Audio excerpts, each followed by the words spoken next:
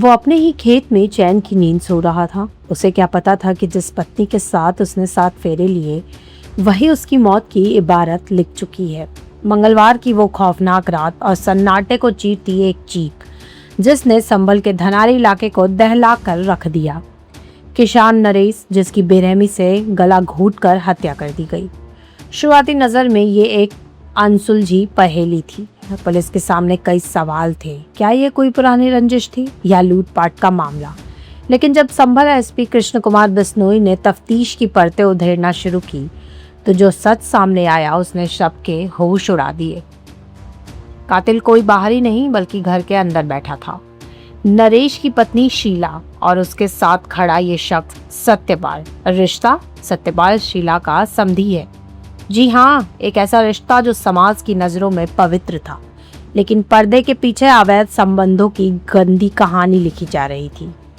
नरेश इन रिश्तों के बीच का कांटा बन गया था और इसी कांटे को निकालने के लिए पत्नी ने अपने ही सुहाग का गला घोंट दिया।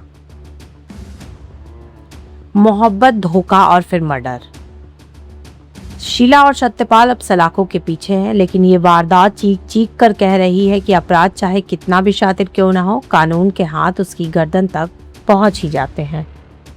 गया है क्या असल में? जनपद संभल के थाना धनाई क्षेत्र में कल प्रातः में पुलिस को सूचना मिली कि एक व्यक्ति की डेड बॉडी है, वो उसके खेत पे पड़ी है।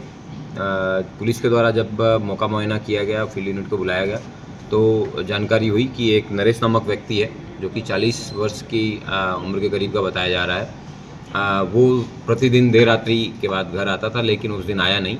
तो प्रातःकाल में उसकी पत्नी द्वारा अपने जेठ को बताया कि आपके भाई हैं, वो आए नहीं हैं, एक बार खेत पे जाके ज़रा उनको चेक कर लिया जाए। जब वो गए तो वहाँ मृत अवस्था में पाए गए। पुलिस के द्वारा फॉरेंसिक टीम को बुला के मौके पर सारे साक्ष्य संकलन करने के बाद में इधर उधर पूछताछ की और शक के आधार पे उस पत्नी से भी पूछताछ की और गांव में अन्य लोगों के इनपुट के आधार पे पता चला कि इस पत्नी के द्वारा ही इस घटना को कारित किया जाना संभावित है।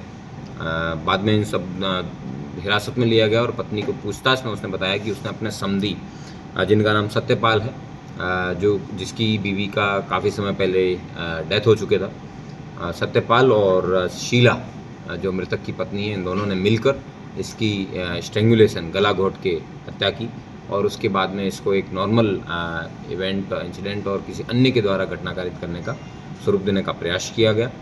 पुलिस के द्वारा सत्यपाल और शीला इन दोनों को गिरफ्तार किया गया है। नरेश की डेड बॉडी है, उसको पोस्टमार्टम के बाद में उसको सुपुर्द खाक कर दिया गया है। सत्यपाल और शीला की पूर्व की कोई क्रिमिनल हिस्ट्री नहीं है, लेकिन इन दोनों के द्वारा ये प्रॉपर स्कीम है, साजिश रची गई और इस साजिश रचने के बाद में नरेश को अपना प्यार को अंजाम पहुंचाने के लिए नरेश को है उसकी हत्या की गई है। पुलिस के द्वारा दोनों को गिरफ्तार करके आज जेल भेज दिया गया है।